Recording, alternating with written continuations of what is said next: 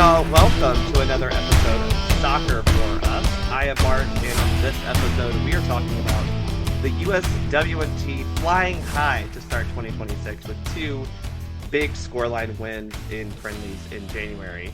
And to talk about this, I get to welcome a brand new guest to the Soccer for Us podcast. It is Bridget Swartwood, the host of our Home Ground podcast, and the number one fan of the world champion Arsenal Women's Football Club. Let's start off the bat because it does tie into the U.S. Women's National Team. But yes, absolutely. I'm so happy to be here. Thank you so much. And what a way to come in. World champions, Arsenal. Could not have said it better myself. It was the inaugural annual-ish. Maybe annual. FIFA Women's Champions Cup. This is the, again, annual-ish tournament for continental champions. I do want to bring it home, like really home a little bit. Mm-hmm. Gotham loses in the semifinal.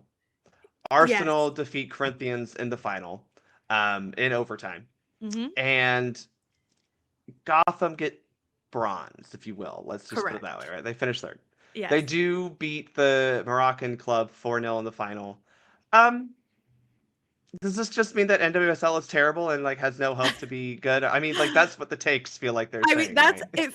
it does feel like that's what everybody's saying. And I don't agree with that to just start, but I think to work back to that, I think there was so much going on here that's so interesting. I do respect that Gotham is in preseason, right? And they have a decent number of new players, I think, that are coming into this squad. So I do think that isn't like necessarily a whole excuse. This was announced in like August that they were going to be playing these games. So they've had a little bit of time to prepare.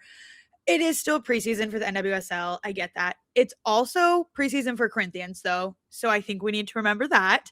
And then Arsenal and the Moroccan team, my understanding, well, I know Arsenal's in season, and my understanding is the Moroccan team is also in season. So I think there's a little bit of dynamic there.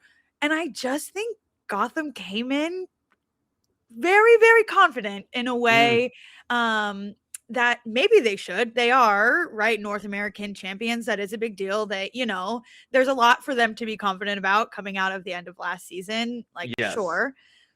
And I just think you can never count a Brazilian side out, whether it's on the national team or now, as we've seen with them, which unfortunately was also true for Arsenal. And I did worry a little bit when it took Gotham a little bit to get on the score sheet in their third place game. So that was a little bit concerning to me.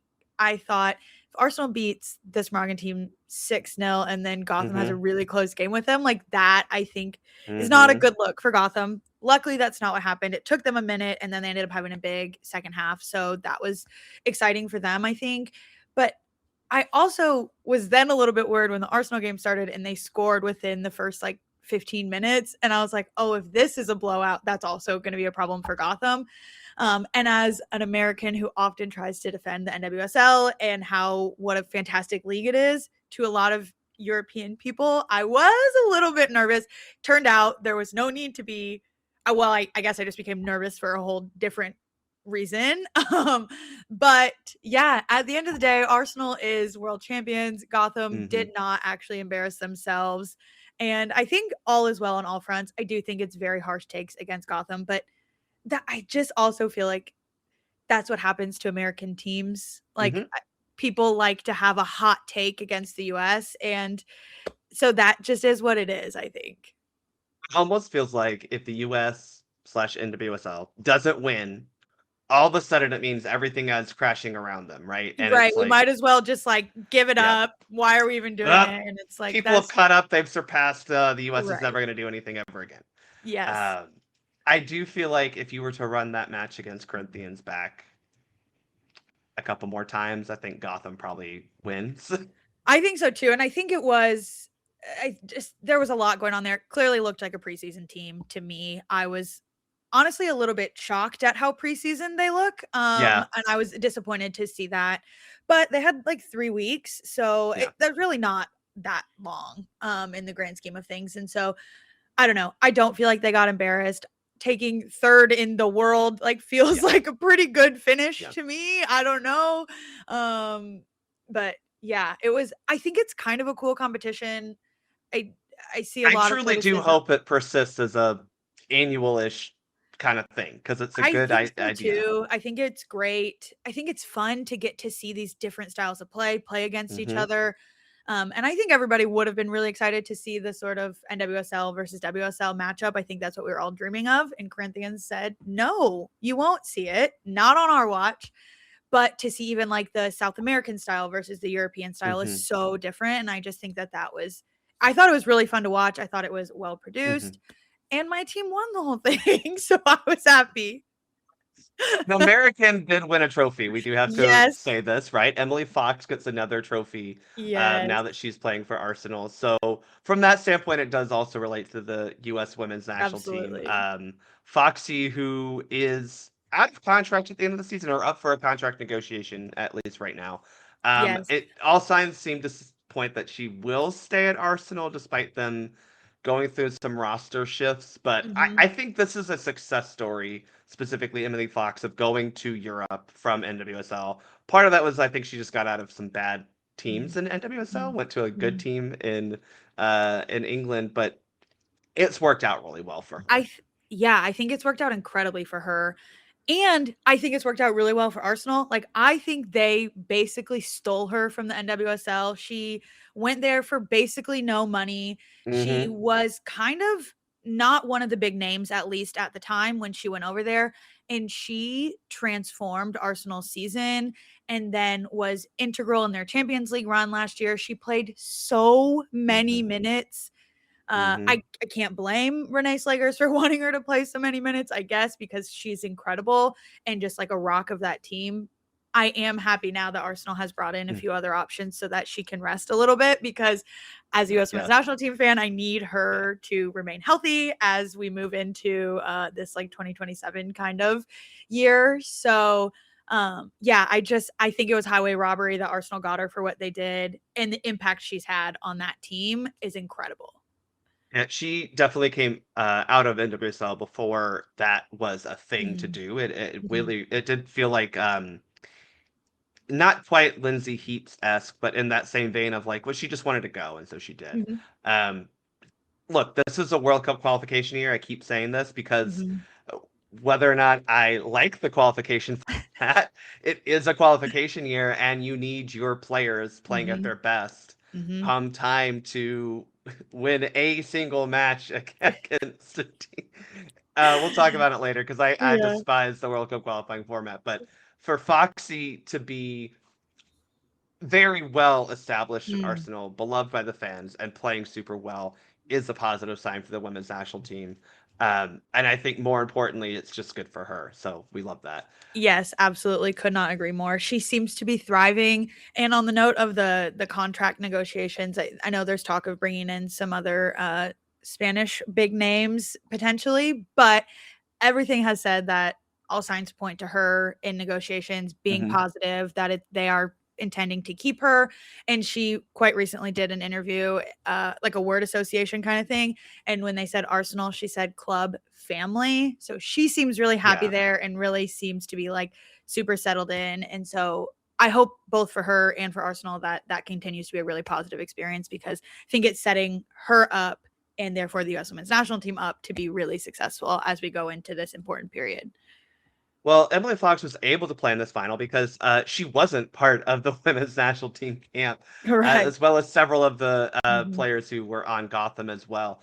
Uh, the U.S. women played two matches against Mhm. South American opponents in January. These were I call them Camp Cupcake because that's what on the men's side it's called. On the women's side, I can't call it Camp Cupcake because that's a negative connotation for the men, but it is the same thought process of let's go find those younger, Mhm. right, domestic players. And so Mhm. that was the squad brought in, right?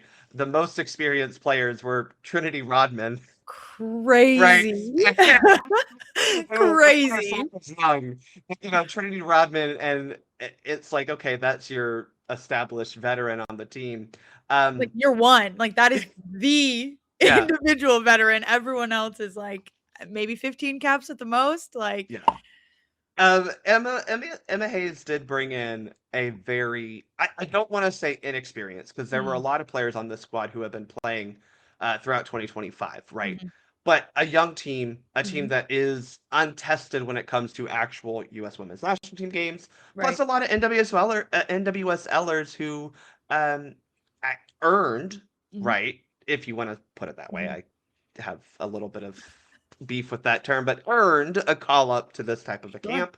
Um, Again, this is somewhat of a preseason camp. Mhm, They were playing South American opponents. Those opponents are okay at best, and they mhm, got 2 wins. So mhm, I guess, just when you looked at this roster and kind of the goals that this mhm. team had coming into the camp, do you think they were able to achieve those goals before we even talk about the games themselves? Sure. Just looking back, were goals achieved?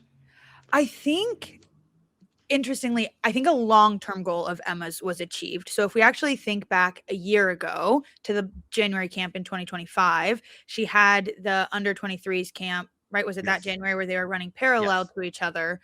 And now we see in this camp so many of those players being in this camp. And Emma Hayes has talked a lot about wanting to build the pool of players that are available to pull from, who have a little bit of experience, who can come in, provide Hmm. different opportunities. So I think in that sense, I do think she is achieving these kinds of goals because she's building this pool. We have, I mean, none of the people who have worn the captain's armband for any period of time in the last like 2 years are in this camp. Yet she has people who she believes in who are leaders, like Trinity Rodman, Emily Sam's leading in the second game, who can come in and have that presence. So I do think for longevity's sake, she's achieving some really important goals. Yeah. As far as the sort of productivity of this specific camp taken sort of out of that context, I don't know. I never really felt like I saw like, ah, there's the US Women's National Team identity. Like I can recognize that in what they're doing. Um, and maybe that doesn't matter. And maybe we're moving on from that sort of clear identity. I don't know. I don't think it was a waste. I think any minutes on the international level with the kind Hmm. of like pressure of the crest is good for the young players to experience. But I just think lacking the sort of, and I don't know, lacking the Lindsay Heaps and Emily Sonnet and Rose Lavelle, the people who they often talk about wanting to like impress. Like I get to play next to Emily Sonnet or Lindsay Heaps. Like I'm gonna play better. I'm gonna work harder. I'm gonna. Hmm. That wasn't quite there. They were playing like amongst peers. It almost felt like they've gone through all the age groups together. This was just sort of the next iteration, which in some ways is maybe great and something that Emma Hayes wants to allow room for. It's just different than the way that I have always sort of understood the national team, I guess. Yeah, I think that's a great point in the fact that these were players who, again, some of them, a good chunk of them, had Mhm, played a lot in mhm, 2025. But mhm, when it comes to saying, oh, well, I'm here at the national team, mhm, it's hard to say that when you're missing, outside of Trinity Rodman, those mainstays. mhm, That said, one of my goals for Emma and the team this year was come, the fall, you need to have your roster pretty much down to mhm, what you think your 23 are plus the handful that mhm. I always try to think of it as a 30 just Yeah. because Mhm, you want 23 and then inevitably people are injured. um I don't know if we went far in whittling down, mhm, right, that mhm, pool of players, because we saw a lot of players who, many of whom played well, because it was kind of impossible to play poorly mhm, against this competition. And I will dig into this afterward, but I just think that's my struggle here is, mhm, if the goal is to take this film, the minutes you saw on the field, what you saw in practice, and say, okay, I now feel more confident mhm, that these players are national team players, right? mhm, In that solid 23 to 26 player mhm. squad. I don't know if that goal was accomplished, and that's not their fault. They did what they're supposed to do. It's Right, just right. looking And at I the games. yes, and I wonder, part of me was wondering, does she just wanna see how they are in the environment and test that? But without the sort of, like, pressure cooker players is sort of how I think Hmm. about them, the ones who really impose what it is to be a US Women's National Team player and the history and all of the things that come with it. without any of them there, can you evaluate even that? I think, at least for me, is an open question. Yeah, those position battles are hard, and there are plenty out there, which is a whole nother Mm-hmm. podcast, to be honest. But let's dive in then. Mm-hmm. The U.S. in their first game in person, California, get a 6-0 win over Paraguay. It took a while for us to score. A The long whole while. first half, basically.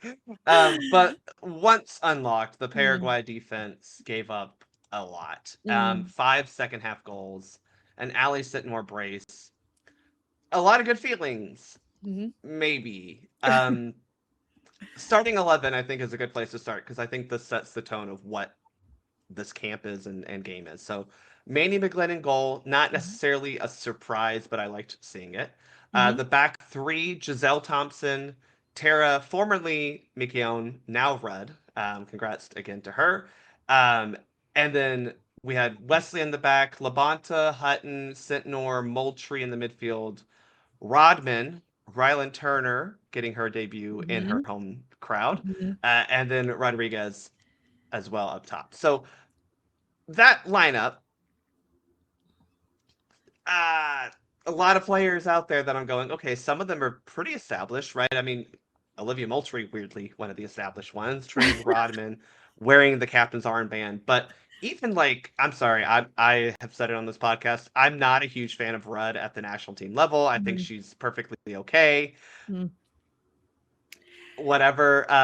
But like specifically looking at this roster or this lineup going, oh, um, I I think it's fair to say that we struggled to score because a lot of these players are new.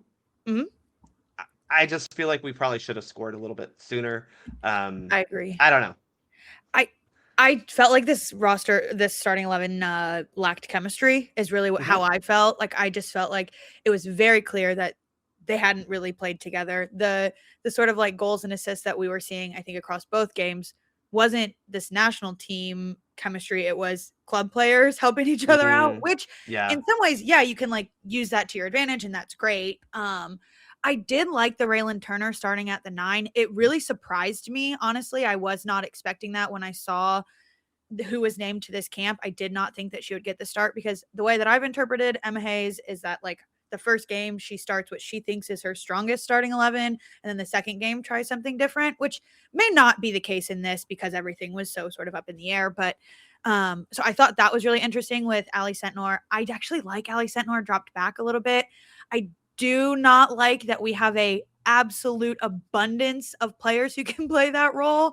And so I think that I'm happy I'm not Emma Hayes and I have to make that choice of who's going to play that, because I just think that's like the one position where it's like everybody on the team essentially could play it.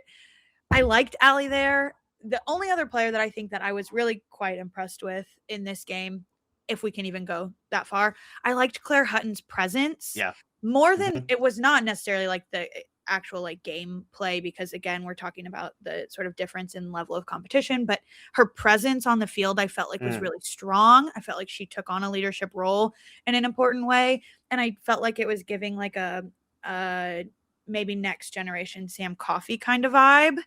And I'm a big Sam Coffey fan. And so I like that kind of energy, the sort of like taking on the leadership because it's just natural in what has happened more than it like being handed to them. So I liked that. Otherwise, I kind of agree with all the other things you said. Hutton is a good one to talk about because I think you're right in that she's a next gen, Sam Coffey. I think, and this is me looking at what Emma kind of has done, it does seem like Emma is not really going to play two holding midfielders. She does like to have a more dynamic 8. I don't know if Hutton is that, so I don't necessarily think she'll be able to play alongside Coffey. Right. But someone's got to be a backup to Coffey. I mean, that's just the reality. Or someone possibly even can start over her. I don't, depending on how well they play. Sure. But, I would be shocked, but sure. You can do it, but someone has to. And I do think this camp, we saw a little bit of Emma's thought process of where certain players stood. Claire Hutton seems to be at the top of that Sam Coffey list. Yeah, I think so too. And I guess my being a sort of historic US Women's National Team fan, my gut is like, no, but Emily Sonnet is supposed to be our player who can play in any of the sort of like back line and the Yep. sixth and can play the double pivot. Like that's who it's supposed to be. I do recognize that she is also aging like the rest of us. Still thriving, I think, at the moment. And I actually do think Emma Hayes sees her as more of a true like center back Yeah, more I think than that's this where she sort of is now. versatility player that she's traditionally been. I think that maybe is a different, bigger conversation. But I felt like Emma Hayes put a lot of trust in Claire Hutton. And I think I've seen over the 2025 year and into the start of this year that she has sort of gradually, increasingly done that with Claire Hutton. And I think she's answered the call quite well, honestly. Like I feel like she's stepped into it in a way that I've been impressed with, at least.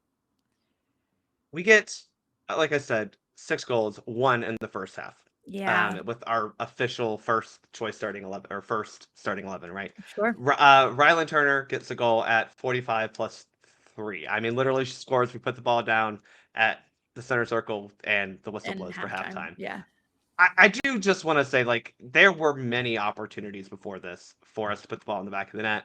The keeper made some saves. We flat out missed both an opportunity, but also like players in the box. And Mhm. that's to me where I think if you're Emma Hayes, you're most frustrated is Mhm. you can deal with players missing a shot or Sure.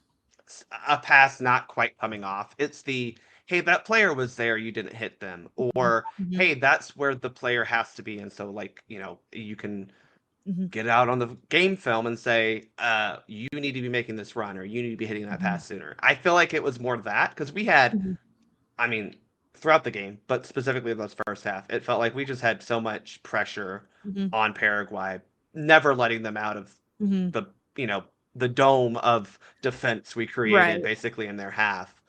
To me, that's the positive. The negative is, okay, but like you didn't actually create anything Yeah. with all of that. No, we didn't do anything with it.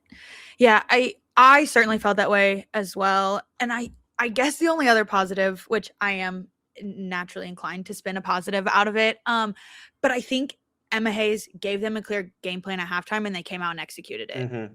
Like it was a completely different second half. Yeah, there was quite a bit of personnel change as well. But I think she probably said to them very clearly, there are players in the box and you aren't getting the ball to them, whoever. Yeah. You get the ball into the box and give them a chance.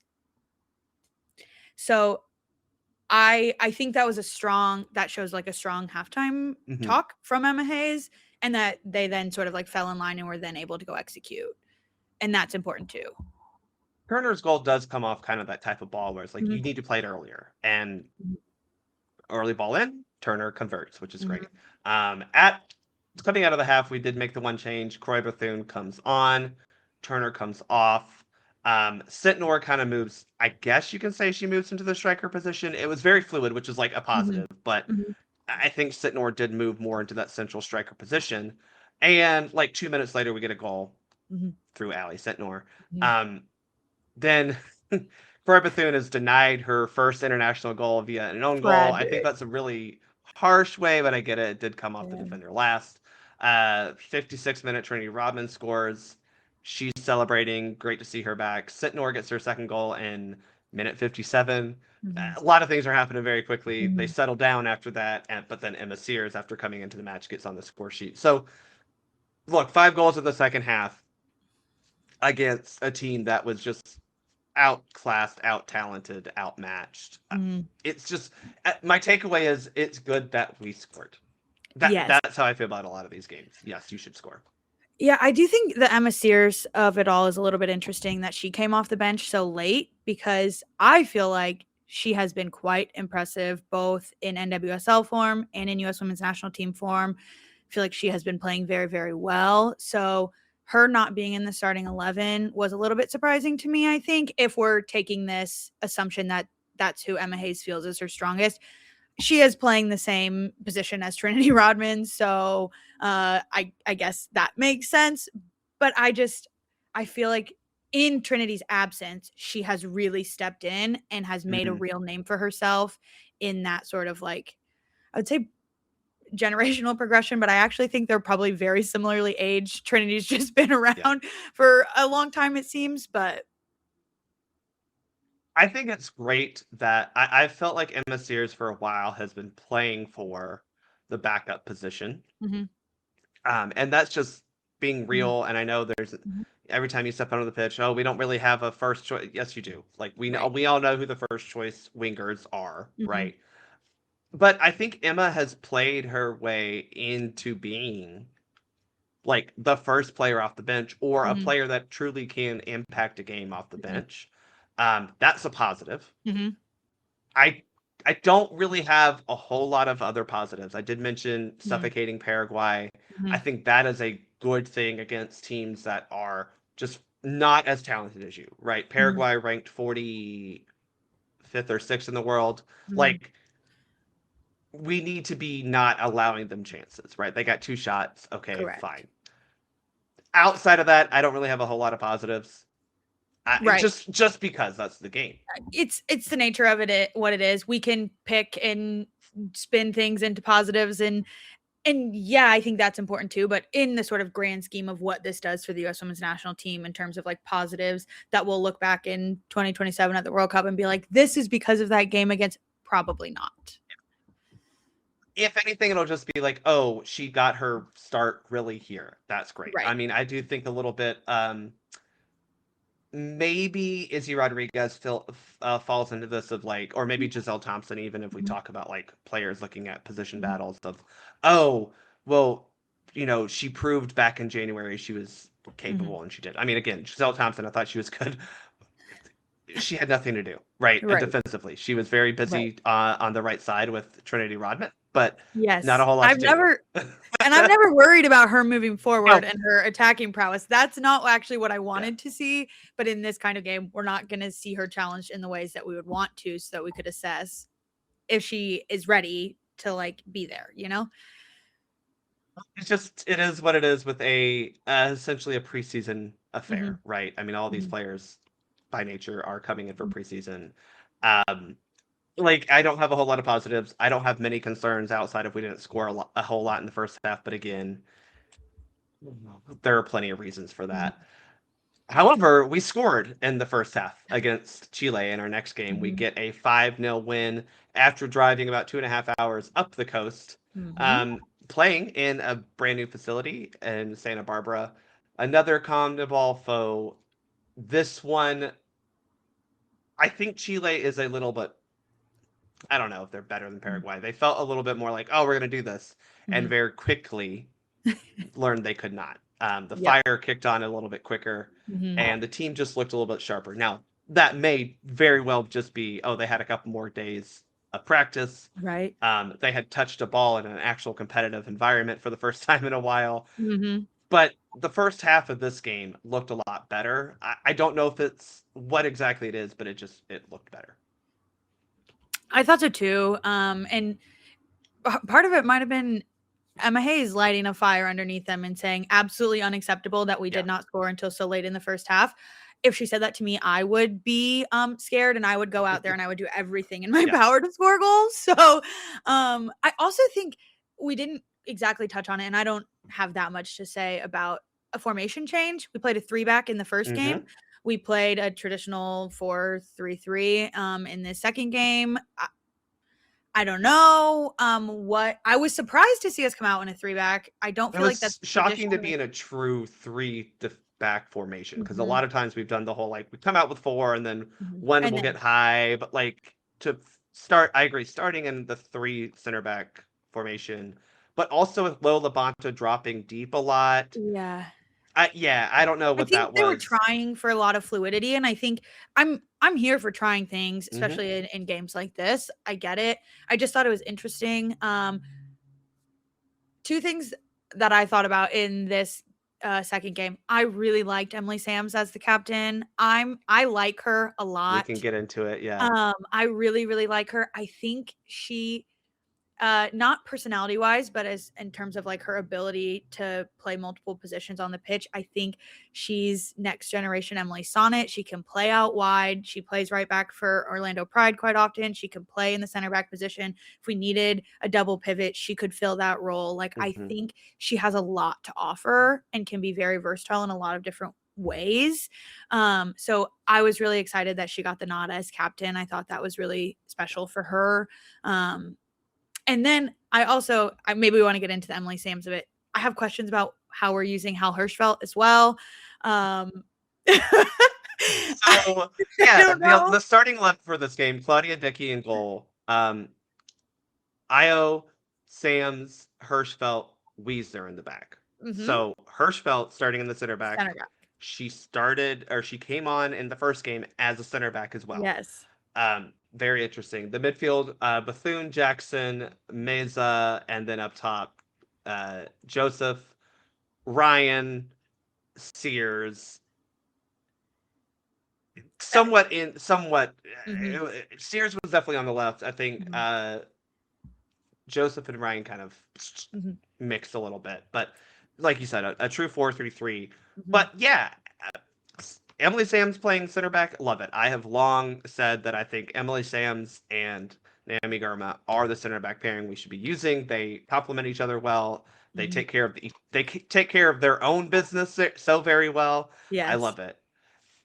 I don't know how to evaluate Hal Hirschfeld as a center back because I'm going, well, she played it against teams. I mean, Chile had 0 shots, right? Like what does that even mean? Right. Yeah, I don't know what to make of using Hal Hirschfeld in that way. I do think we were low on center backs just because of so many of our center backs being unavailable. But Bug was hurt or sick or something like that. I think she got like the flu, and then just like Emily Sonnet, Naomi Girma, like so many of them being in Europe, either for the Women's Champions Cup, I think we're calling it, or just like playing on other European teams. So I think that had a lot to do with it. And then it like worked out, and they're like, well, that wasn't terrible. Maybe we should give it another go, because the midfield is so hard to break into in the U.S. Women's National Team.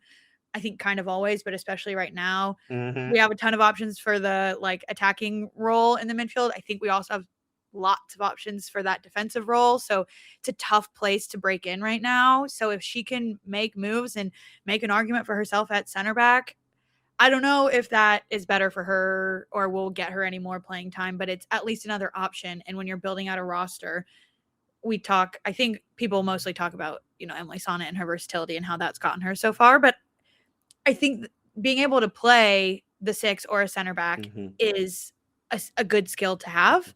And I don't think would count against you in as far as like building a roster, thinking about like, well, Hal could do this or that. So maybe she's a good person to bring. I don't know. I mean, I look at it in a couple ways, as you said. The versatility is good. Again, if you only have a 23-player roster for a tournament, you're going to have players that can play a couple positions. We talked about it with Sams. That's a great thing, I think also, like, selfishly, she's a tall girl. Yeah. And while I like having that tall girl in the midfield, because I think winning aerial duels in the midfield is better than, but like, it's good to have. Yeah. And again, this is a good spot to kind of figure out what center back is like at the international level, because you're not really getting tested. So you can focus on your positional awareness. You can focus on where you need to be in certain aspects. If it's here, I'm here. If it's there, I'm here. It's like this is no disregard to Chile or Paraguay, but it's definitely a slower pace of like figuring it out on the fly. I just don't know if it actually means anything going forward, because we also have some good center backs. So I don't know. I think, I'm feeling very excited by this conversation and thinking about these two games, because I feel like we're back to this sort of like plethora of riches. I felt like in 2024 leading into the Olympics, I felt like we didn't have enough players. I was like, where are all of the people? Like, I just felt like it was already so like decided. There weren't a lot of options. A lot of it, I think, was based on injuries and all kinds of, and just sort of like who Vlatko had thought was worth bringing in and giving experience to and holding on really long to some of the legends. And I think there was a lot that went into it. And then suddenly it was like, well, now we need to make an Olympic roster. And who are we bringing? Like what are we doing? So I feel like we're back to this, like we have so many incredible players that, like I said, I don't envy Emma Hayes and her team at all for having to make the choice of who is going to make their rosters, because the competition is tight. We have so many talented players, and I'm just really excited about it as a fan and not ready to have my heart broken that some of my favorites might not make a roster. Goals in this game, again, there were 5. First half, we had Croy Bethune getting her first international goal. Yay. She basically, I mean, she easily could have gone down with the foul and get a penalty kick. I mean, I'm shocked she was able to stay on her feet. I know, and finish off the goal. Like, sincerely, that was a hard foul, and she said, "No, I'm going to keep going." Scores it. Jasmine Joseph gets her first international goal as well. We got 2 firsts in the first half. She gets hers in the 26th. Emily Sams getting a goal in the 34th minute. I liked this because recycled corner kick is something that's been kind of bugging me. This team has not really capitalized on set pieces the way I think it needs to. This is a way to capitalize on set pieces. You don't always win the initial ball, but if you can keep the ball in play, you're great. Then we go to halftime, and then come out, and immediately Emma Sears just decides to, like, I don't know, run past every single human out there. And I mean, skirt, balls in the top bins. I mean, I think she shot the ball like 8 feet from the goal. It was, I mean, she just, it was impressive. And then we finish off the scoring with Trinity Rodman. She celebrates with Emma. This is my favorite thing that has happened in so long. I have been waiting for this moment because that's the funniest thing I've seen in so long, and I loved every single moment of it. And I also just love seeing the relationship building that's happening between Emma Hayes and her players. As we talked about at the top of the episode, big Arsenal fan, so I didn't pay much attention to her when she was at Chelsea, but all of her players talk about having a great relationship with her. And just to see it like happening in real time was so funny. And this is like a little bit tangential, but sort of simultaneously, Leah Williamson did a speech for Serena Wiegman, the captain of England, for the manager of England being honored. And in the speech, Leah said that she's been explicitly told by Serena Wiegman that they are not friends. And like simultaneously, Trinity Rodman and Emma Hayes are dancing on the sideline. And the fact that those two events were like happening concurrently was so funny to me. And I was like, I could not be happier to be a U.S. women's national team fan because I love the energy. It is 2 approaches to manager, and they are different. Let's just put it that way. Look, real quick, positives from this game. I'm just happy Croy Bethune got her first goal. This has been a long time coming. I think she's been a player that, from a national team perspective, has had so much promise. I mean, she wins Rookie of the Year in a season that she like missed half the season. I think the other positive truly is no shots conceded. Look, this is a team that you need to dominate, and you did. I mean, I think 5-0, you look at it and go, oh, well, the score wasn't as high. This was a better performance, start to finish, than the Paraguay game, for me. No, I think I completely agree. Came out strong. I think that's really important, because if you wait too long in a game, then anything can happen. Again, not necessarily against these opponents, but against these sort of stronger opponents. As we look forward into SheBelieves in Japan, which we all found out about as well.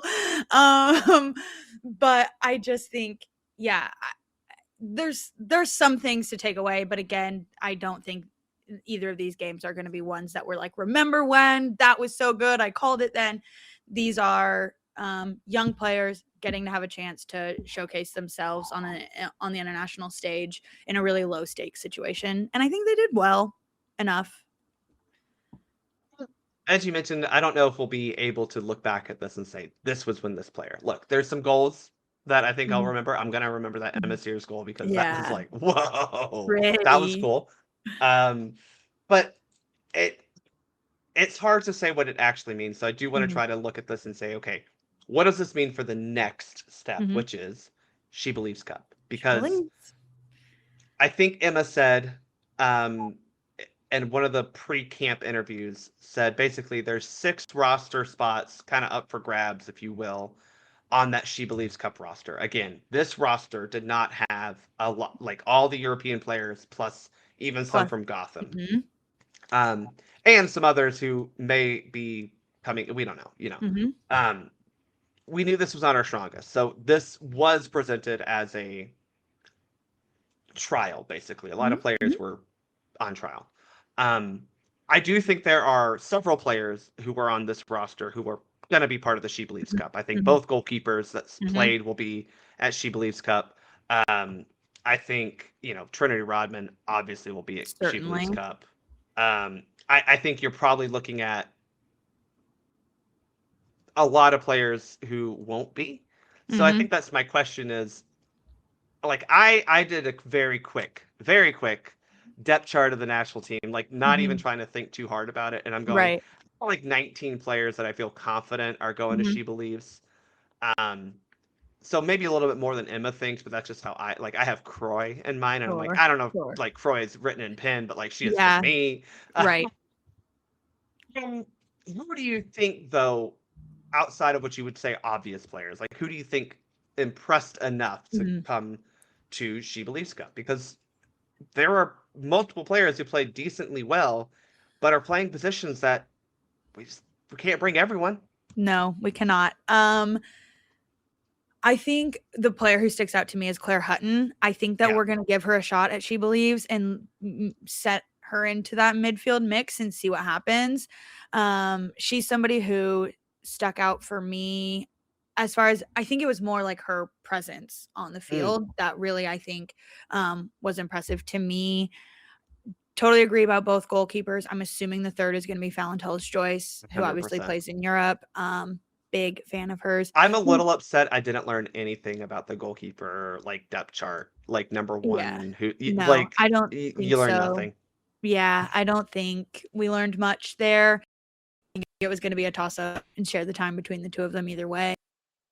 Disagree with me on that. I just think she has been so the Mm, consistency that she has continued to show up with. And let's not forget the clutch moments that she pulled out at the U20 World Cup. Was that the one where she scored 2 goals in the dying moments to keep them in the yes, game? yes.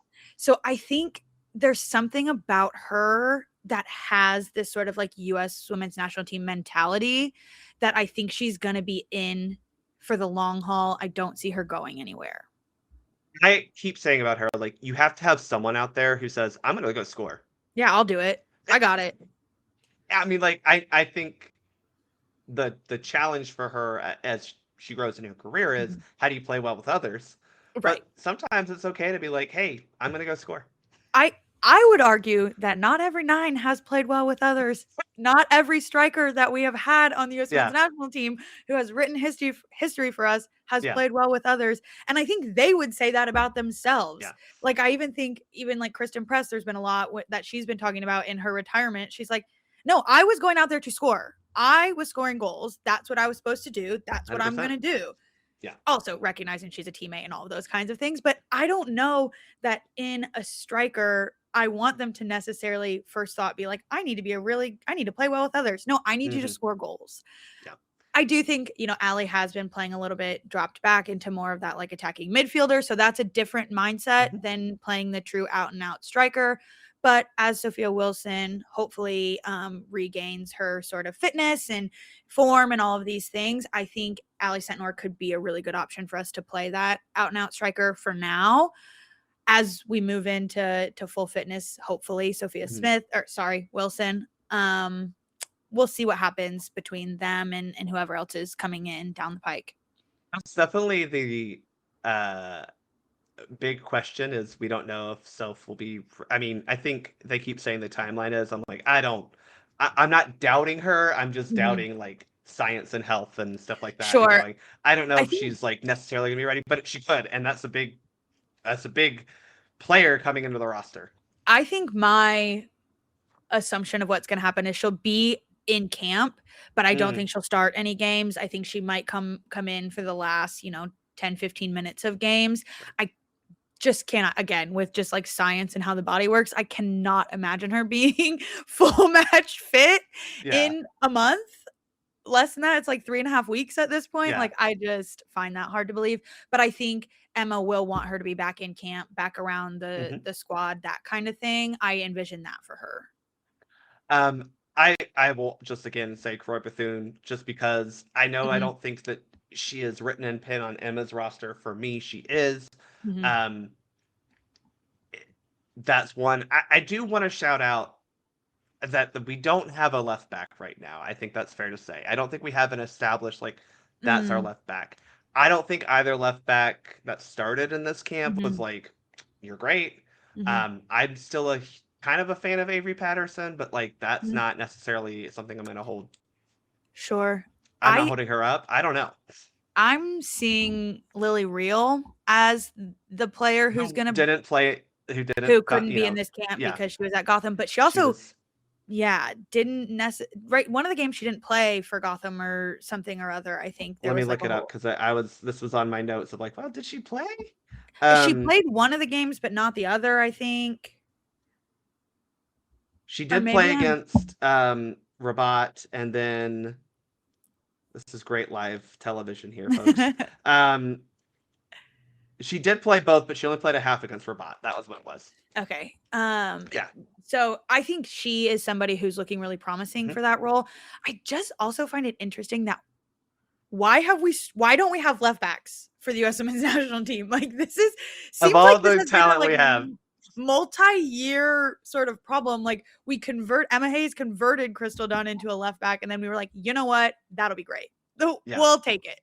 And then we kind of rode that until now she has retired. And so, I mean, even like 3 months ago, Emma Hayes was saying that she still sees Crystal Dunn as an option at left back, even though she Well, had played like 300 minutes since the well, right. Like, well, okay. Now that not that anymore. ship has officially sailed, so I don't know. I think I see Lily Real there. I wasn't overly impressed. I didn't feel like anybody like stamped their Correct. mark this camp. Um, I do I want to like Avery throw Patterson. I think she could. Giselle Thompson out there just because I know both she and Foxy in theory Mhm. can play both sides. Fox is my right back though. I just think that is an option. I think Right. this is one of those of like if I'm thinking who from this camp is going, I Mhm. think Thompson is going because I think she's probably a backup at one of those positions. I think that's probably true. I think just the way that I think about it, I think I would put Emily Sams as the right backup Sure. before Giselle. But I haven't seen quite enough of either of them really being tested Yeah. to be like 100% on Yeah. that. Um, but that's just the way that I think about it. I do think Giselle could be a really interesting left back option. I think we've seen link up between her and Alyssa Thompson when they were both at Angel City. That has Hmm. been promising. So I'm intrigued to see what we do at left back, because that for me has been sort of the only position that's been a real open question mark for multiple years. Yep. And I'm just surprised that we haven't found a solution, Yeah. like a long-term Like solution. on my depth chart, I just have question marks next to left back because again, like yes, it could be Lily Real, could Hmm. be Avery Patterson, but I don't Hmm. feel like I've seen enough and can be confident enough to say, yep, they're going. Right. Yeah, I Whereas like absolutely agree. Fox is going type of thing. Yes. Emily Um, Fox is going. She's starting every game. She's playing 90 yeah, minutes. We're riding her till the wheels fall off, I yeah. fear. Uh, she can handle it, I think. Yeah. Yeah, center mid is a tough one. I thought Olivia Moultrie looked pretty decent in Mhm. her appearances. Better than Roosevelt, Lindsay Heaps, Lily Johannes, Croy Bethune, possibly Jaden Shaw. And then you add in like Uh-huh. some of the others that even played in this camp where you're like, well, she can play as an 8 because I think Moultrie is pretty much a 10. Yes. She's not really the box to boxer in that same Uh-uh. way. Um, like the midfield's tough because look, you've got Coffee, Mhm. you've got probably Heaps and Lavelle. I'm Uh-huh. gonna put Johannes in there. I'm not like 100% on her, but I I think think she'll she's be I yeah, think she is in pen on Emma's list yes, because I think Emma has open questions that she wants to get answered. I yes, don't think she's in pen on Emma's list because she thinks she's a lock for any of the spots. that makes sense. That's Yeah, how I'm thinking about it because I have a lot of open questions about Lily. I'm also her game time at Leon has been kind of weird, I feel like. I just have a lot of questions. She is yeah, so young. So I do yeah. She want to is. keep that in mind that Yeah, like also maybe player loading when you're 18 years old is different than like somebody who has like finished puberty. I don't know.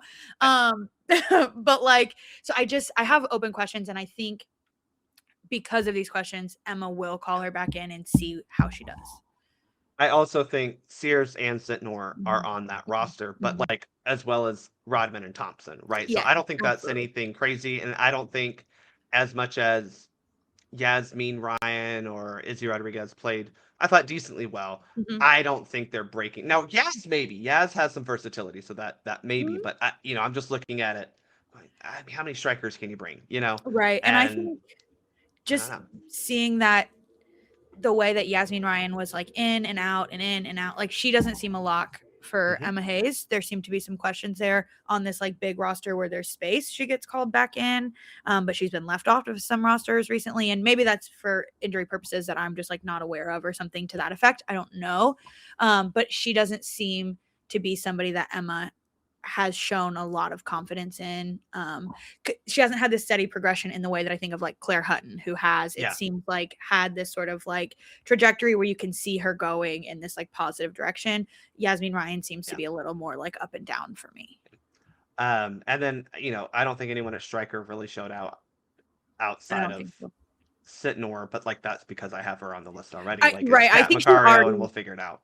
yeah, I think she already would have been on my list. The Yeah. actual person that who wasn't on this roster, who I've open questions about, who I think will probably get called in, assuming healthy, which is also a question mark, is Kat Macario. Yeah. Yeah. I think there's been a lot of like speculation about what's going on with her and being at Chelsea, and she's been like mysteriously not present. Sonia Bonpastor hasn't mentioned what injury she has, how long we should expect her to be out. So I don't know if she's on some sort of like personal leave that she doesn't want. I don't know, Yeah. but I have a I lot of my questions. tea leave reading is she's on the not favored by the manager injury list, Mm, which sounds crazy. yeah.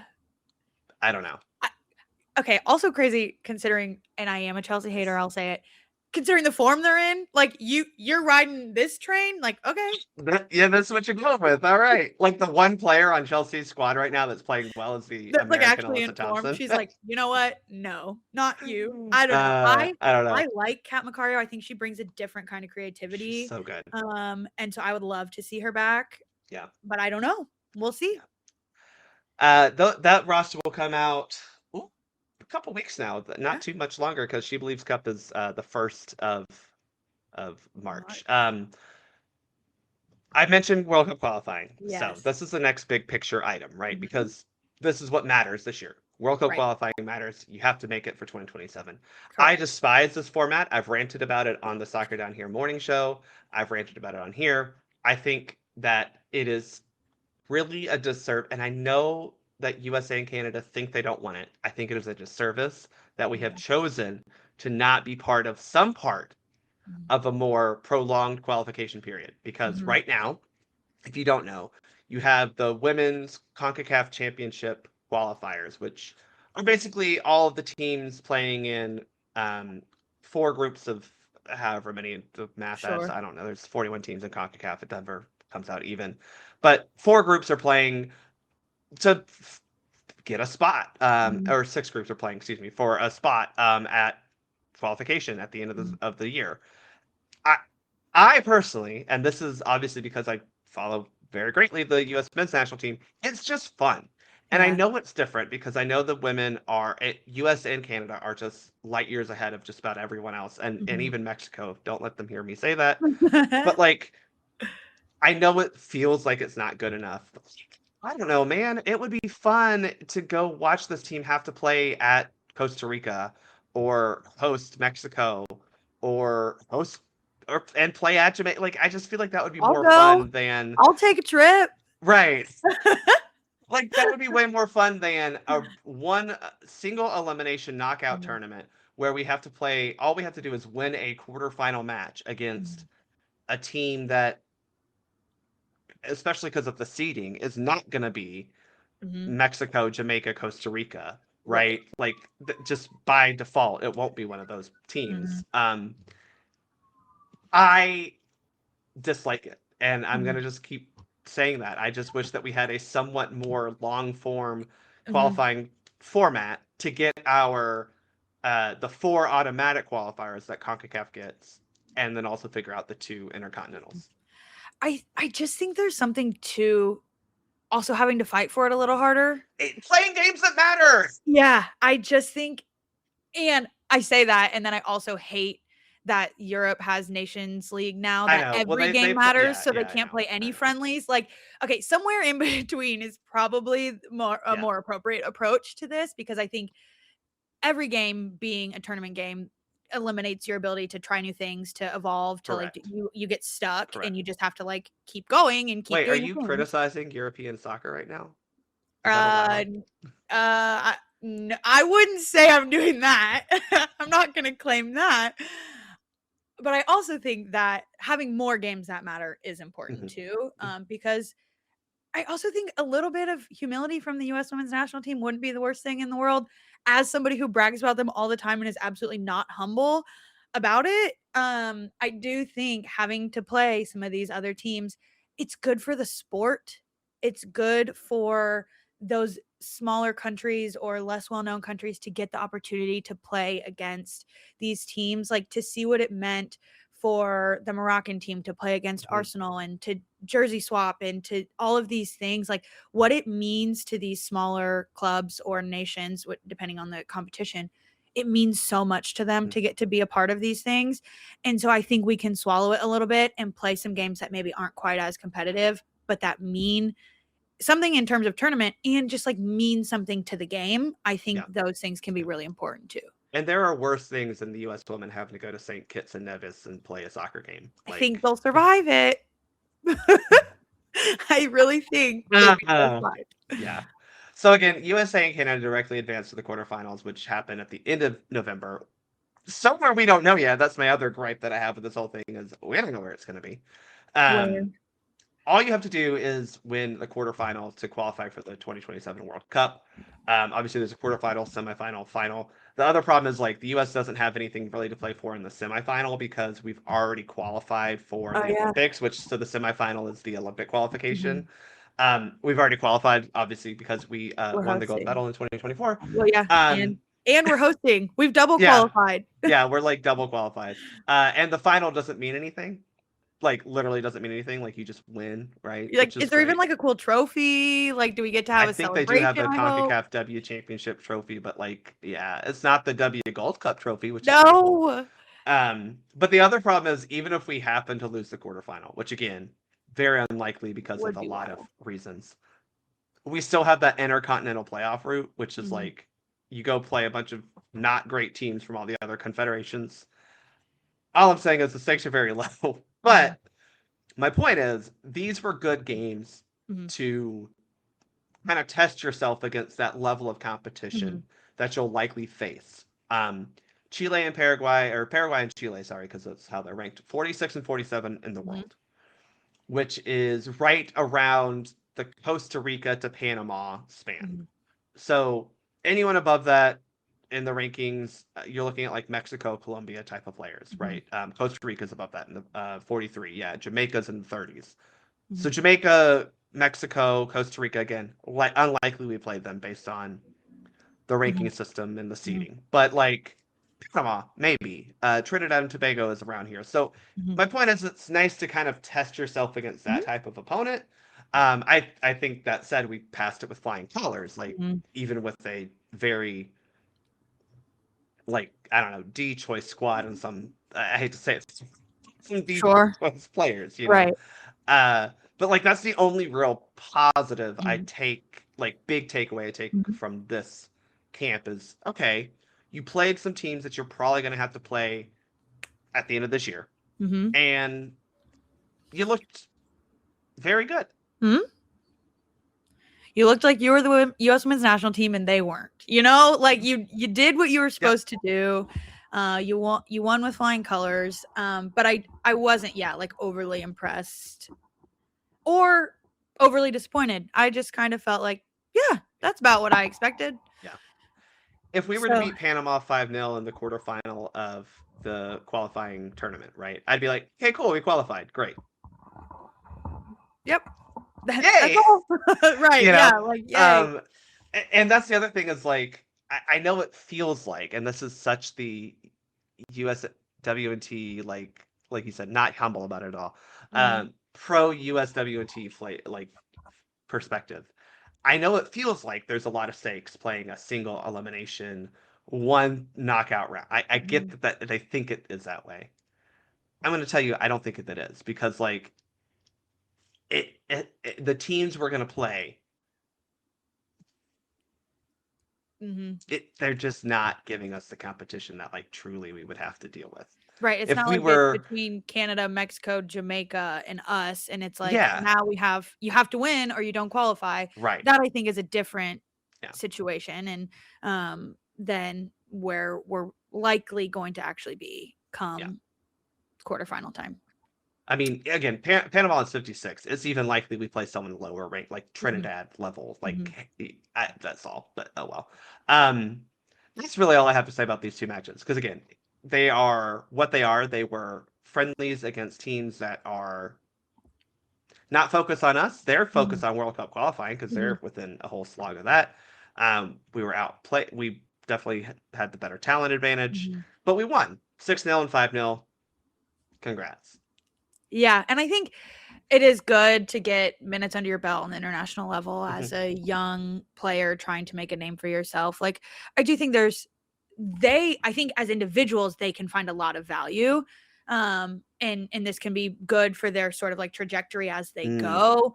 As far as the U.S. Women's National Team as a whole, what we really learned here is we did what we were supposed to do, which I guess in some sense, when we played Costa Rica before the Olympics and we didn't do what we were supposed to do, we have evolved from that. So again, like there are a few takeaways, but I just think at the end of the day, you showed up, you did what you were supposed to do, and we've gone home. And I think a lot of people probably haven't thought that much more about these games. I don't think these are the games that Emma and her team are going to be spending hours and hours analyzing. Yes, I think they'll look at them. Yes, I think they'll take some learnings from it, but I think there are games they'll study far more than either of these two. Well, like I said, next up, the U.S. women host the SheBelieves Cup because we still call it the SheBelieves Cup and host it every year. And I know everyone hates it. I kind of love it, like for the comedy's sake at this point. Like that's why I love it. But like, what? I appreciate that we try to go out of our way to schedule good teams in matches that have a little more stakes than just a friendly. We have Argentina on March 1st in Nashville, Canada on March 4th in Columbus, Ohio, again, and then Colombia on March 7th in Harrison, New Jersey. So again, Canada, Colombia should be some fun clashes. Argentina will be maybe a little bit more of an experimental roster, but we'll see. That squad announcement should come out at the end of this month, toward the end of the month, I should say. Again, another opportunity, right? We have to win it for Emily Sonnet because she is tied with Alyssa Nair. Because nobody believes harder than Sonnet. Nobody she believes more. I love a bit like that. Like, and that feels very like nostalgic U.S. Women's National Team for me. With the Sonnet and Alyssa Nair sort of history there. And for me, that is what obviously was lacking in this current roster. So I didn't feel so like, like nostalgic about it, which I often feel a little bit of a sense of nostalgia with the U.S. Women's National Team. So, but some of that's good. Like, let us see the new names. Let us get attached and invested in new players too, because they're so talented. The young group that we have coming up is also so talented. So I feel excited. Again, not a ton of crazy learnings, but I do feel excited about where we are, where we're going, where we're headed, all the things. Well, Bridget, thank you for joining me on this episode of Soccer Oh for my Us. gosh. Tell us all about your work. You have a podcast, obviously. Sure. So, yes, I do run a podcast called Our Home Ground. I'm on YouTube and Spotify, and then I also post on Instagram some. Our Home Ground Pod is the Instagram handle. I talk about women's soccer sort of off the pitch a little bit more. I do dabble with a little bit of the stuff going on actually on the field, but I think there are a lot of really great people covering that. And so I'm not trying to break into that. Instead, I like to tell stories of cool things that I see happening sort of Mhm. around the game. So, like recently, Alexi Putellas launched her new player edition boot with Nike. So I talked about that and sort of like what it means to her and all the marketing that has gone into that. So those are the kinds of things that I tend to talk more about. It is a little bit Arsenal skewed, U.S. women's national team skewed. I'm not sorry about it. I do try to talk about more than just those things, but I just really enjoy the sort of community that is women's soccer Mhm. and how much these players are investing in community and what it means to be a professional women's soccer player in this moment, and how seriously they're taking it. And so those are the kinds of things that I talk about. Well, it's good that Putellas got her boot deal because now she can definitely be considered a hip player in NWSL. Oh my gosh. Don't get me started. The fact that our I don't want to get started. leading goal scorer of all time, Lynn Biondolo, does not qualify as a hip player. Neither does second place for goal scoring of all time, Sam Kerr. Neither one of them would qualify. Make it make sense. Why Make make it make things sense. hard when they could be? Why make things simple when they could be hard? Well, thank you again for joining me. Yes, Thanks absolutely. Everyone for Thank you yes, so much for thank having me. you. Of course, we'll have to do this again. Yeah, for sure. We do know each other in real life, so that's kind of the fun part. It is true. But you're often traveling to places that are way cooler than where I get to go. So Well, thank you so much, and I would love to do this again. I always love to chat U.S. Women's National Team, and yeah, not everybody's happy to hear me just go on and on about it all the time. So this has been really fun. that's the place to do it. Thanks everyone for listening. Again, I'm Bart. I'm out.